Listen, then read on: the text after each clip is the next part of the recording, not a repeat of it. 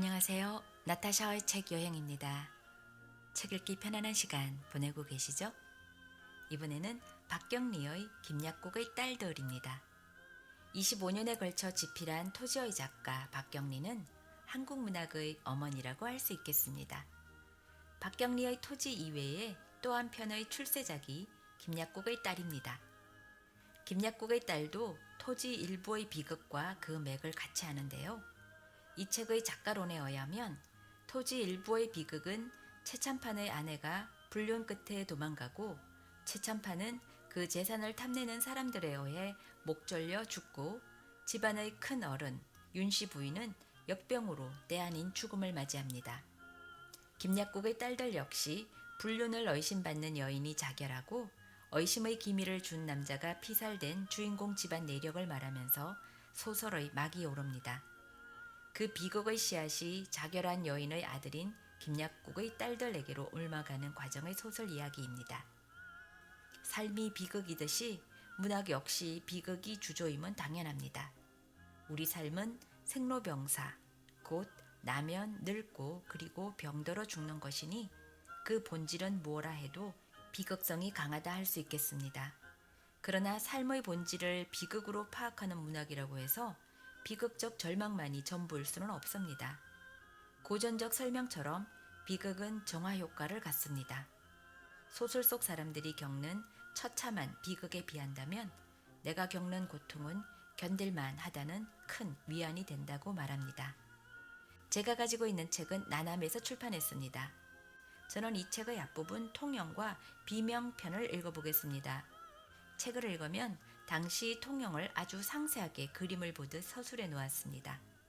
박경리의 고향이 통영이라 통영에 가면 박경리 공원과 기념관이 있고 충혈사 건너편에 있는 명정샘부터 시작하여 소설의 이야기 속 현장을 일일이 찾아볼 수 있습니다. 나타샤의 책 여행, 지금부터 통영으로 떠나봅니다.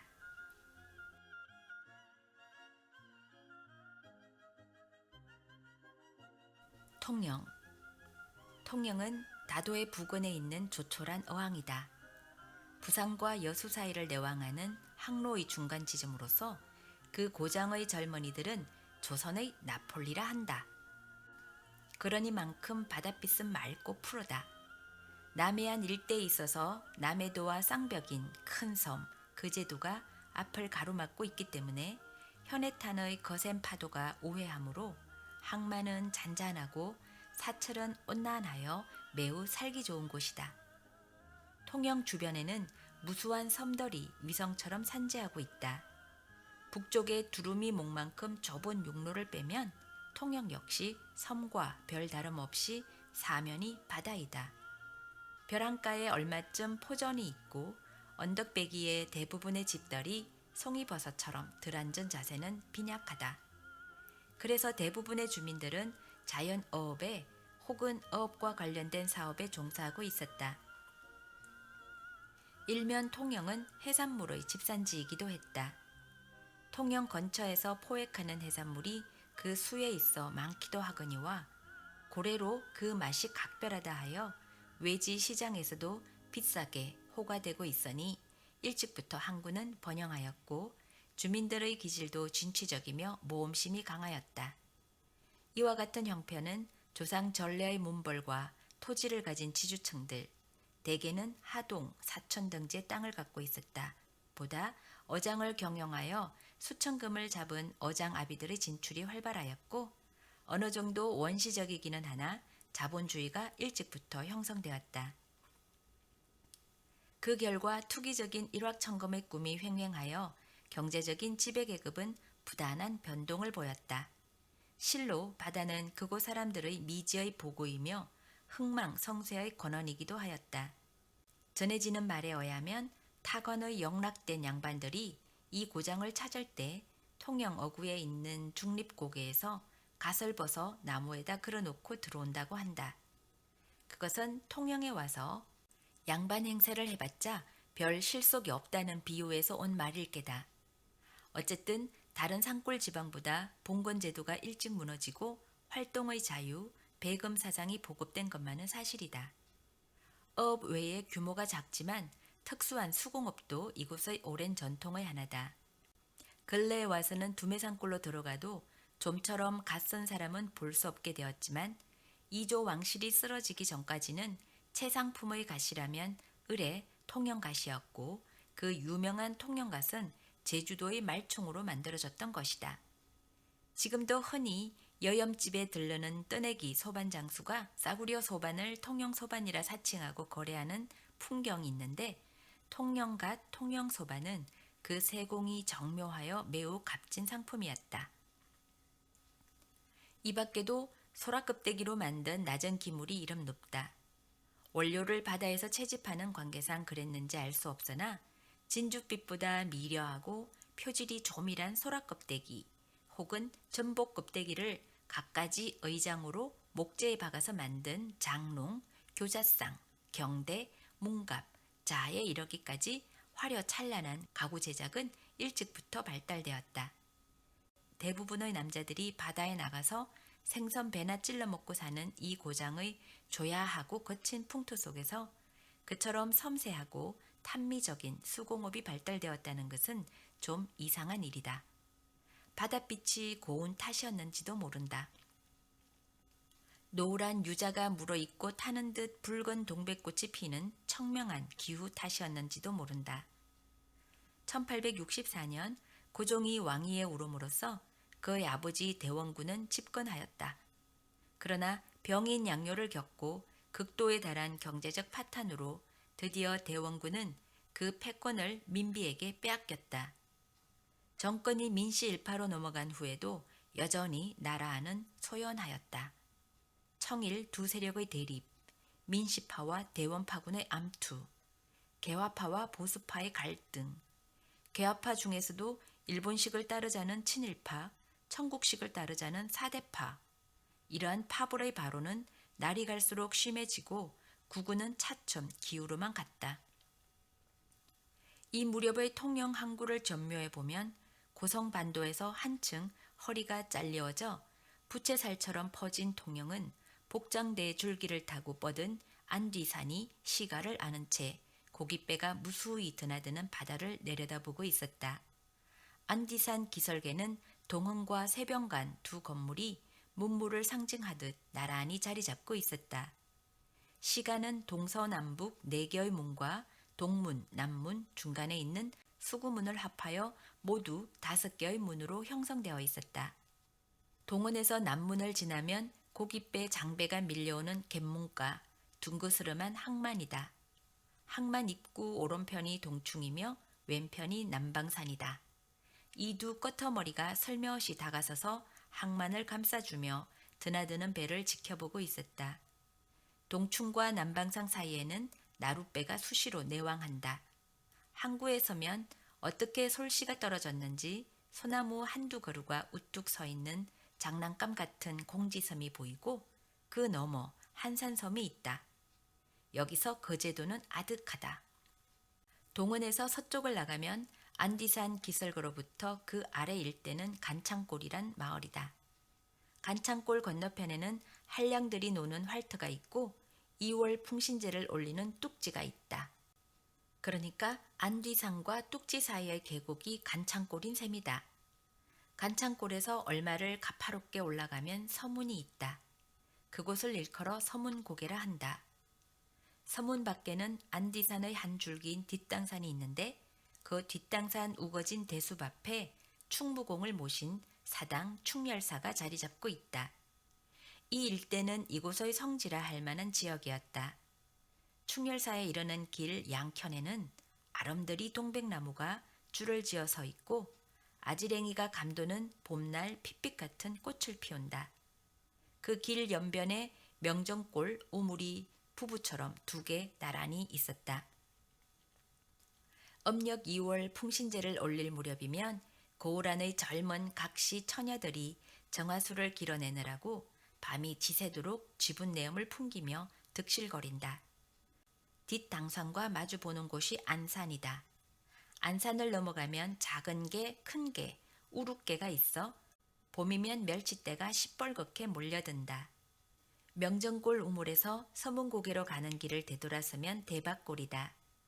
이 대박골에서 서문고개 가는 길과 갈라진 길을 접어들어 줄곧 나가면 판대로 가게 된다. 판대는 임진왜란 때 우리 수군에 쫓긴 외병들이 그 판대목에 몰려서 응급결에 그곳을 파헤치고 한산섬으로 도주하였으나 결국 전멸을 당하고 말았다는 곳이다. 그래서 판대라고 부른다. 판대에서 마주 보이는 미륵도는 본시 통영과 연결된 육로였는데 그러한 경위로 섬이 되었다. 미륵도에는 봉화를 올리는 고봉 용화산이 있고 그 아래로 봉숲골, 더 내려가면 통영 항구가 바라보이는 해명나루가 있다. 바다에 가서 죽은 남편을 뒤따라 순사한 여인의 전설이 있는 곳이다.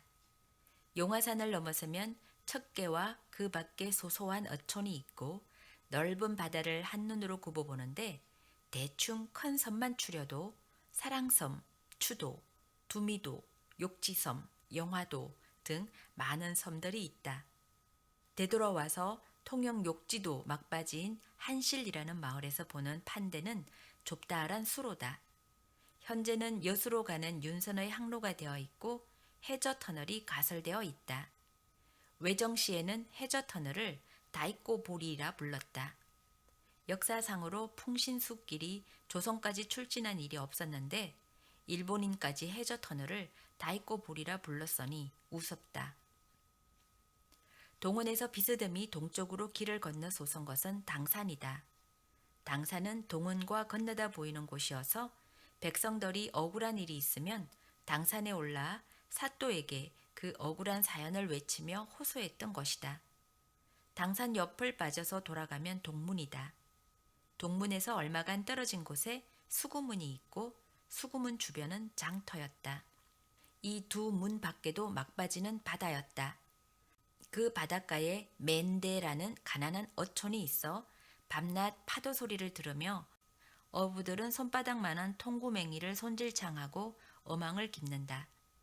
안악들은 생선과 해초를 모래밭에 널면서 구름을 보고 바람 소리를 들으며 가슴 죄는 하루살이 살림을 하고 있었다.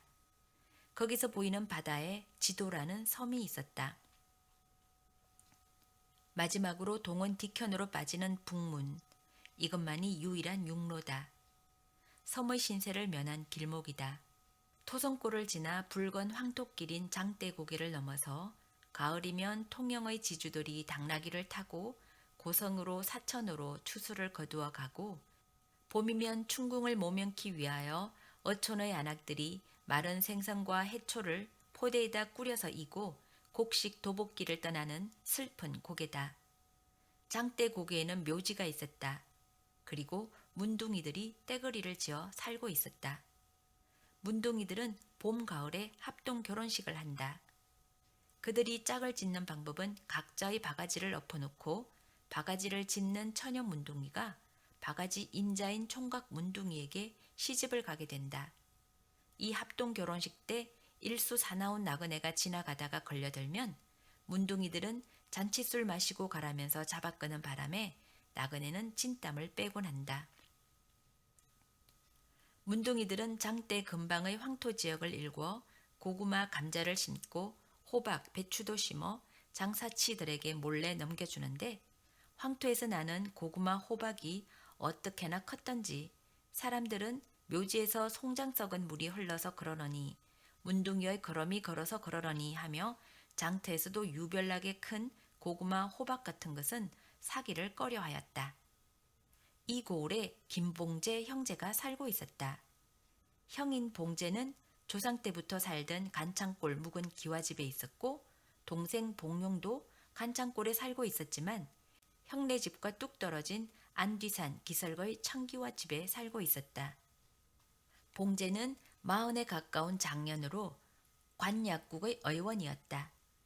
비록 현재의 신분은 중인으로서 하급 관리에 지나지 못하였으나 왕씨의 그의 조상은 이 지방의 호족이었고 가산도 유족하여 하급 국록을 먹지 않아도 좋았다.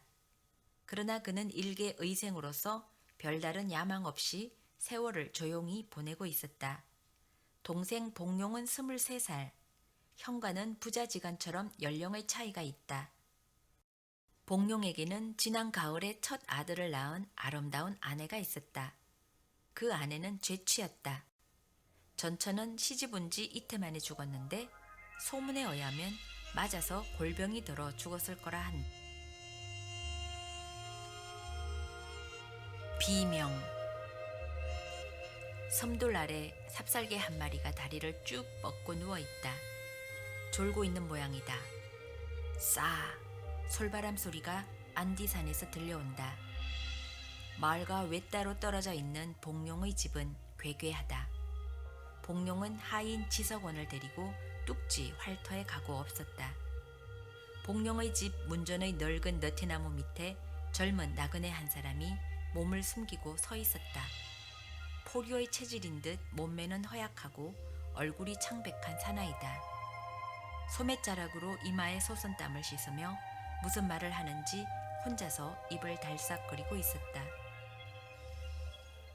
푸른 하늘에는 구름 한 점 없고 소리개 한 마리가 유장하게 쭉 뻗은 날개로 원을 그리고 있었다.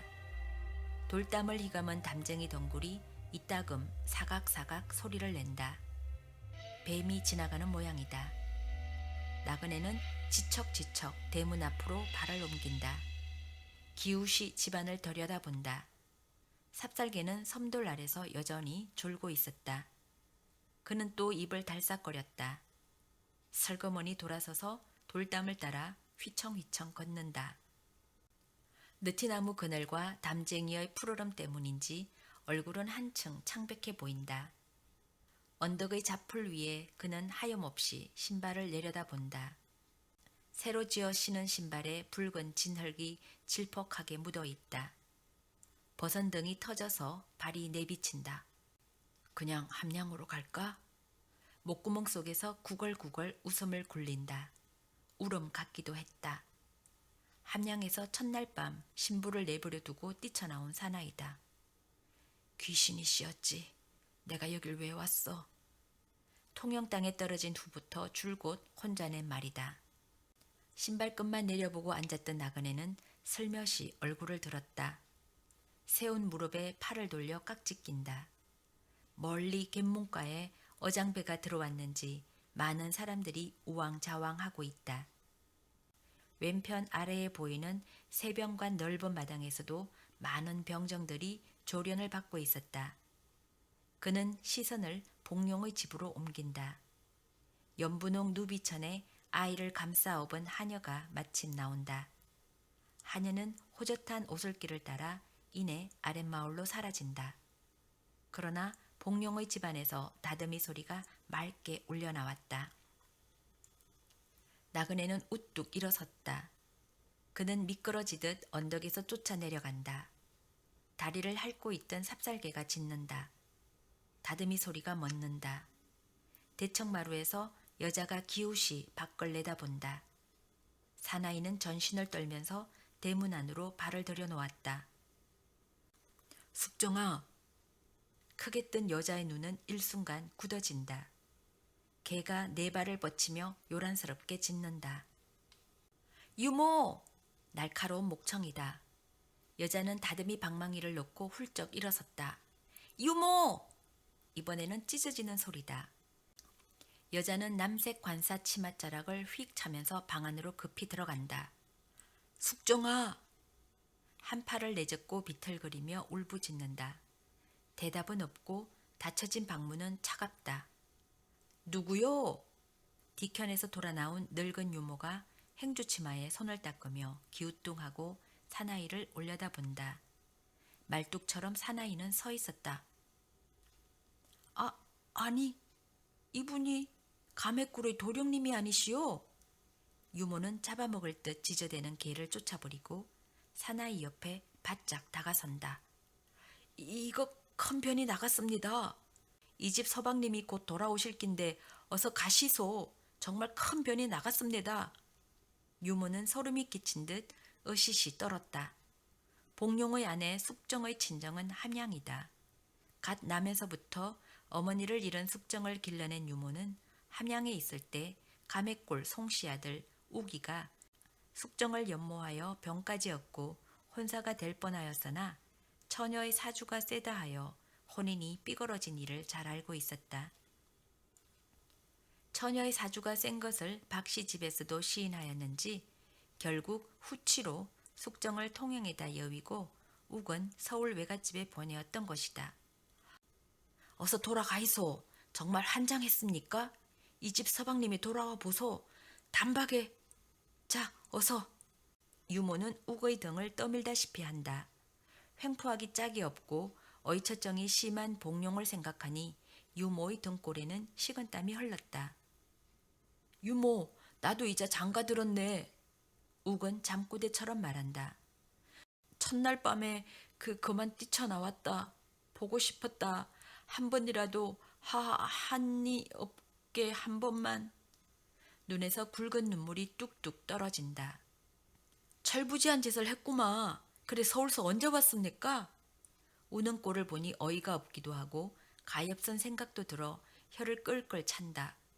욱은 그 말 대답은 안 하고 한 번만 숙정이를 보게 해주게. 다시는 죽는 날까지 나타나지 않겠네. 쓸개 빠진 놈이라 웃을란가? 그래도 좋네. 유모의 앙상한 손을 덥석 잡는다. 못난 소리, 그게 될 말입니까? 서로가 다 인연이 아닙니다.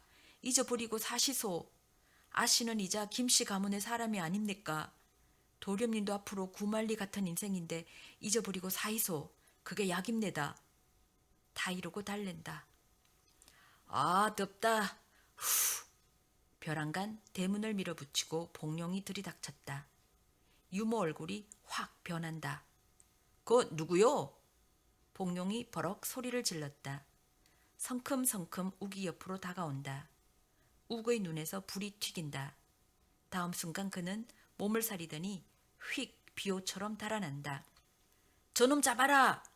활집을 들고 엉거주춤 서있던 서권은 활집을 든 채 허겁지겁 쫓아나간다.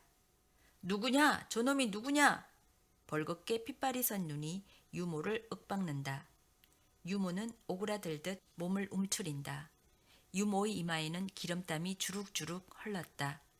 누구냐? 어떤 놈이야? 저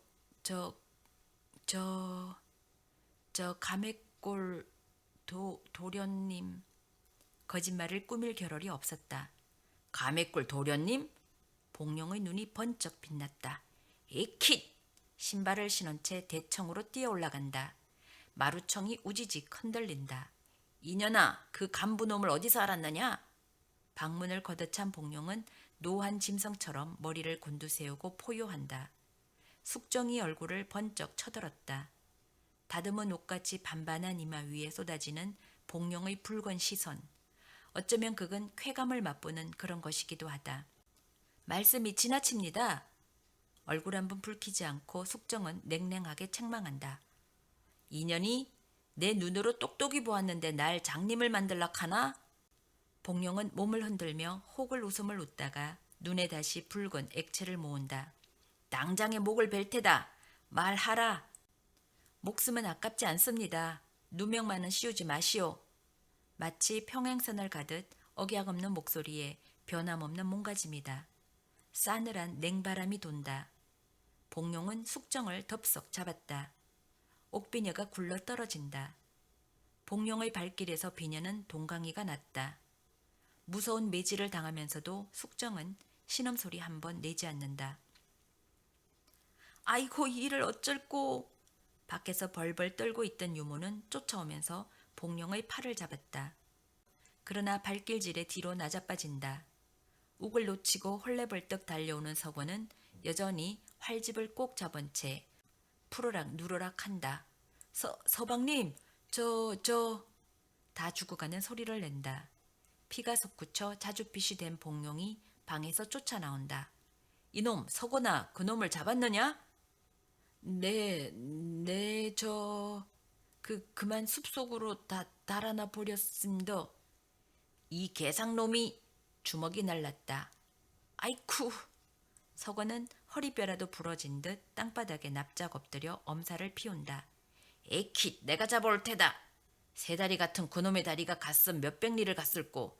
그놈을 당장에 잡아다가 연놈을 한 칼에 베서 피를 봐야 잠이 오겠다. 외치며 칼을 들고 쫓아나간다.